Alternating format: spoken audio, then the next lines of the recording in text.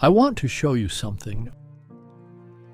This logbook here, water-stained, corners gone soft as cloth, I bought it for a single $1 at an estate sale years ago now. Nobody else wanted it.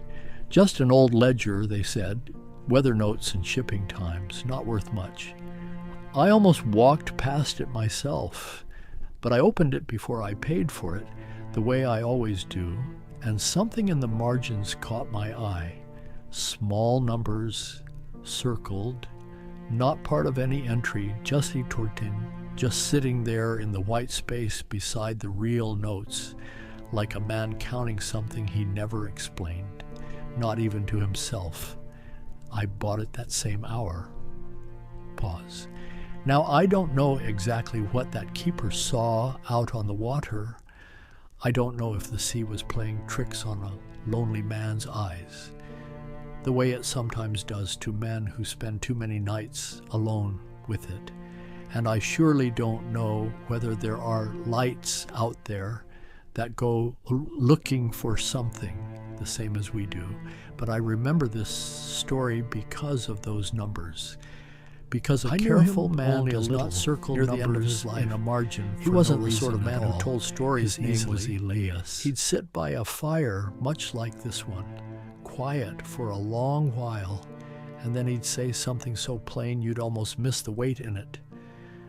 I remember him telling me once, not about the lighthouse, not yet, just in passing, that a man can grow so used to being alone that silence starts to feel like company. I didn't understand what he meant by that until he told me the rest. I think about him whenever a light sits low and steady over dark water. I think you will too after tonight. Before any of this happened, Elias was not a man given to imagination. He'd spent the better part of 20 years at sea.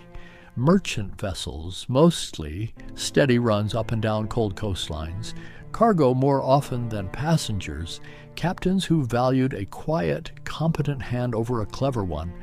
Elias was that hand. Reliable, unbothered by weather, the kind of sailor other sailors trusted to take the watch nobody wanted, the long dark hours before dawn, without complaint.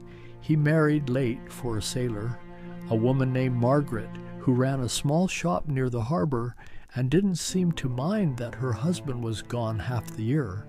She used to say the sea gave him back to her gentler than it found him, and maybe that was true. He wasn't a hard man, just a private one.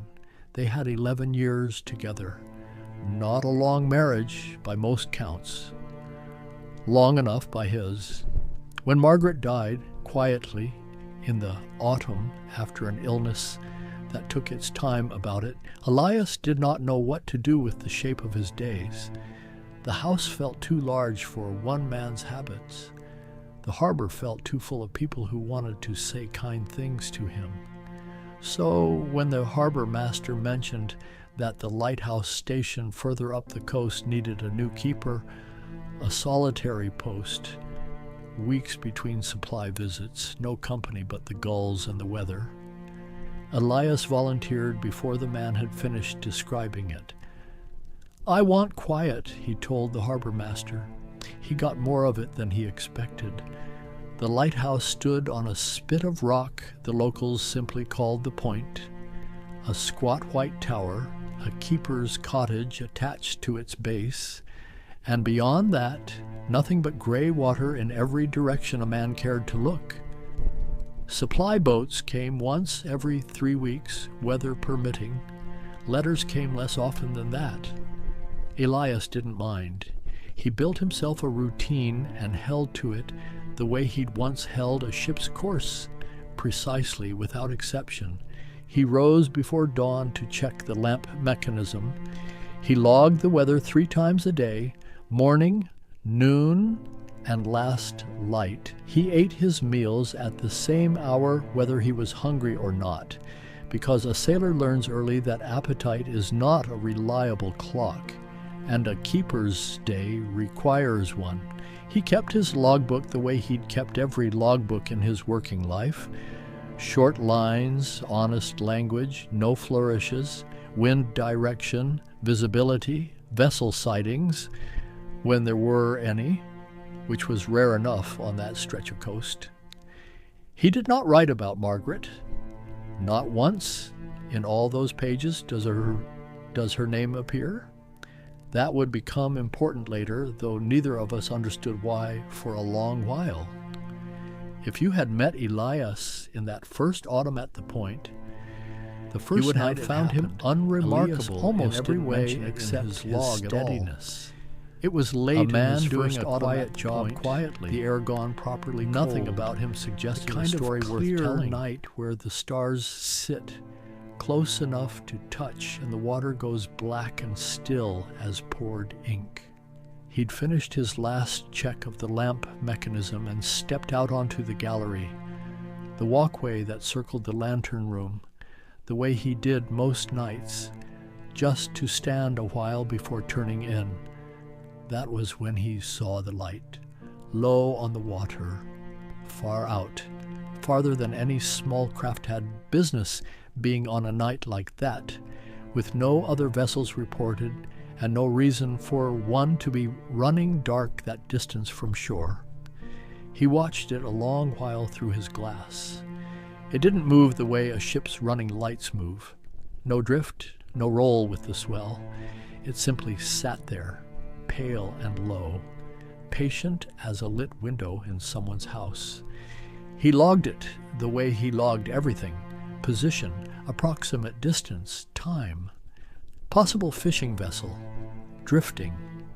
No distress signal observed. He told himself that was the whole of it. Fishermen ran strange hours sometimes. Boats lost power and drifted farther than they meant to. There were 100 ordinary explanations for a light on the water, and Elias, practical as he was, reached for the nearest one and went to bed. But that wasn't the strangest part. Night 2. The light was there again the next night. Same position near as he could judge it. Same low, steady glow.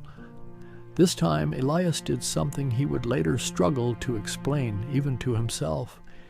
It was an old habit from his sailing days. Ships used to signal each other across distance with a lamp, simple flashes, before wireless made the practice mostly unnecessary. Without quite deciding to, he reached for the signal lamp kept in the lantern room for exactly that purpose and sent one long flash out toward the light. He half expected nothing. A drifting boat with no working engine likely had no working lamp either. The light answered, not with the crisp, practiced rhythm of a man who knew his signal codes. It came back a beat late, as though something out there were learning the shape of an echo, testing how long a pause should be before it was recognized as a reply rather than an accident. One flash, long, deliberate. Elias stood on that gallery a long while afterward, the signal lamp still warm in his hand, telling himself it was coincidence, a drifting light, catching a reflection off the water at just the wrong or right moment. He wrote it down anyway. Signaled possible vessel, response observed, uncertain origin, the rowboat. He couldn't leave it alone. That was the trouble with a mind like his, trained for 20 years to distrust anything it couldn't measure. At first light, he rowed out to where the light had stood the night before. Calm water greeted him. No wreckage, no boat, no debris, nothing floating and nothing sunk that he could make out in water clear enough that close to shore to see a fair distance down, just open sea, gray and unremarkable, where a light had held its position for the better part of an hour the night before. He rowed the position twice more, widening his search in case his bearings had been off. Nothing. The light came back the third night. He wrote it in the log that evening, always the same low position, always Nothing answering his found. signal lamp. He With told that himself same that delayed, closed deliberate the flash. matter. But the Long next morning pulse, revealed something echoing nobody his own. expected. Elias began to notice something he almost didn't trust himself to have seen correctly. The returning flash was getting longer, not by much.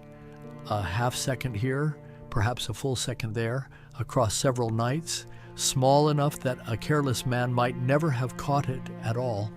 Elias was not a careless man. He started keeping a second page in the back of his logbook, separate from the official weather notes, separate from anything a supply boat inspector might think to ask about, just for the light.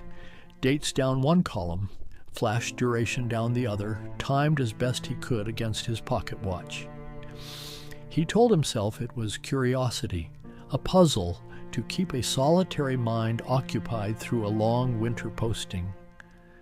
Sailors and keepers both know the danger of an idle mind at an isolated post.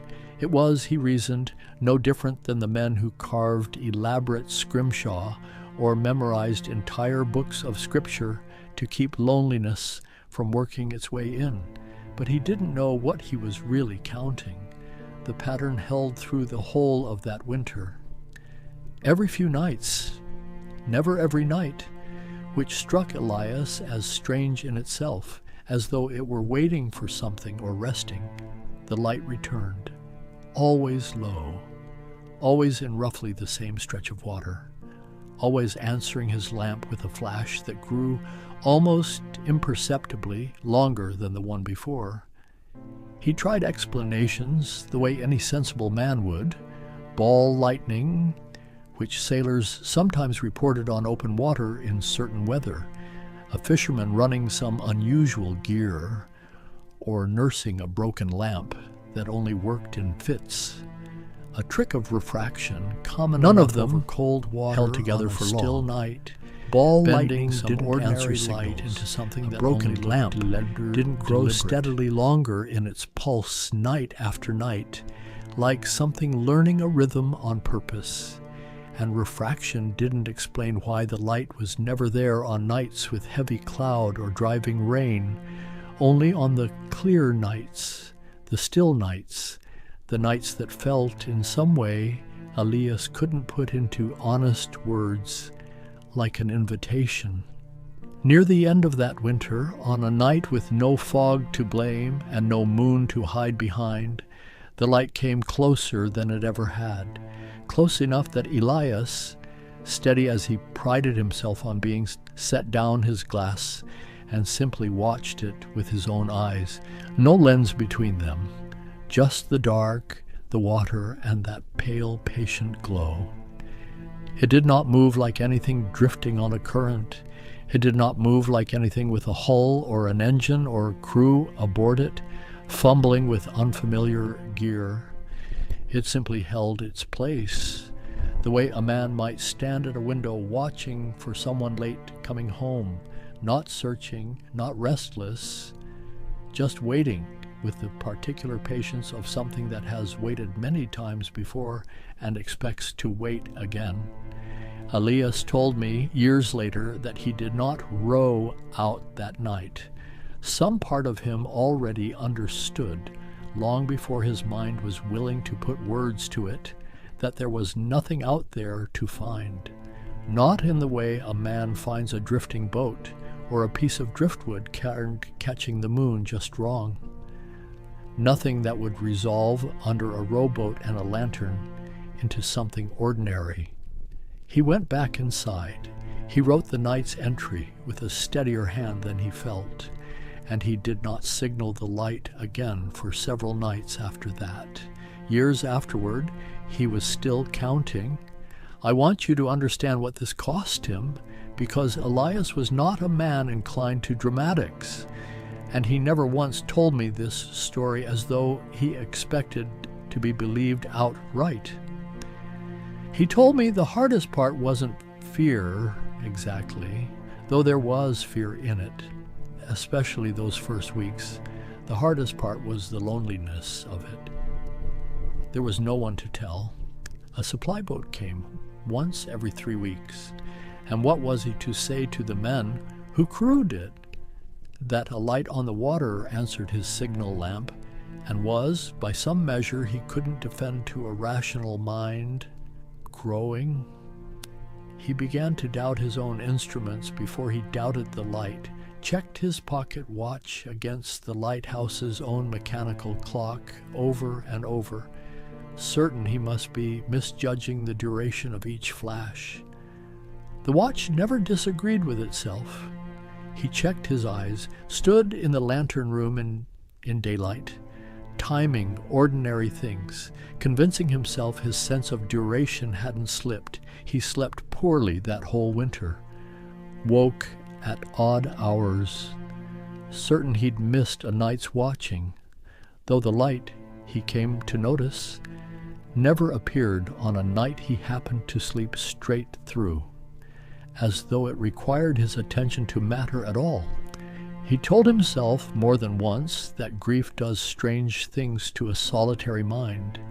He'd heard of keepers before him who'd taken posts like this one to escape a loss, only to find the isolation working on them in ways town life never had.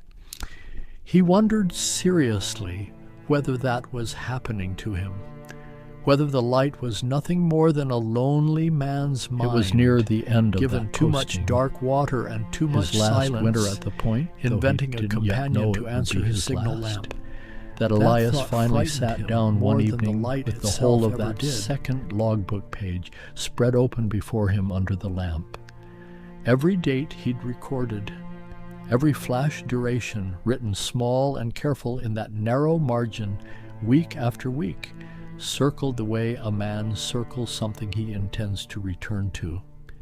He added them, not the durations themselves, the number of nights. Every night the light had appeared, counted end to end, from that first evening in early autumn, straight through to the night he sat there counting. The number that came back to him was the exact number of nights since Margaret had died. He sat with that a long while, he told me, checked the arithmetic twice, the way a careful man checks anything that troubles him, went back through the log's official pages, the weather notes, the vessel sightings, all the ordinary business of a lighthouse keeper's year, searching for any mention of her, any date he might have written down without meaning to, that could account for the coincidence some other way. There was nothing, not her name, not the date of her passing, not one word in all those months of careful entries about the grief he'd carried out to that rock with him and folded into his daily routine so tightly that even he had nearly forgotten it was there, underneath everything else. And yet there it was, counted out for him, one patient flash at a time, across an empty stretch of winter sea, as if something out there had been keeping the tally he could not bring himself to keep for himself. Elias left the point not long after that winter, requested a transfer to a smaller light, closer to shore where the water stayed calm and ordinary and boats passed close enough that a strange glow on the horizon was never anything but another vessel's running lamp. He kept that logbook, though, carried it with him the rest of his working life, long after every other paper from that posting had been thrown away or lost to dampen time. When I knew him, an old man by then, he still had it, still knew exactly which shelf it sat on. You know, the strange thing about stories like this isn't always what happened out there on the water. Sometimes it's what a man does with the counting afterward. Some men count sheep to fall asleep. Some men count the days since they've heard from someone they've lost. And maybe out there, past the reach of any lamp a keeper ever lit, something was counting right along beside him the whole time, whether he asked it to or not. Maybe it was only grief, wearing the shape of a light on cold water. The mind does strange things with sorrow, especially a mind left alone too long with too little to occupy it. I've seen that happen to other men in other ways, and I don't discount it here. But I still think about those numbers in the margin. Circled, careful, never once explained, not even to himself, not until the very end of that winter when he finally sat down and did the sum. Not a ship, not a reflection, not anything Elias could row out to and hold in his two hands. Just something out there, counting the nights right along with him. Maybe it still is. That's enough for tonight. Stay close to the fire a little longer. Some stories don't like to end too quickly.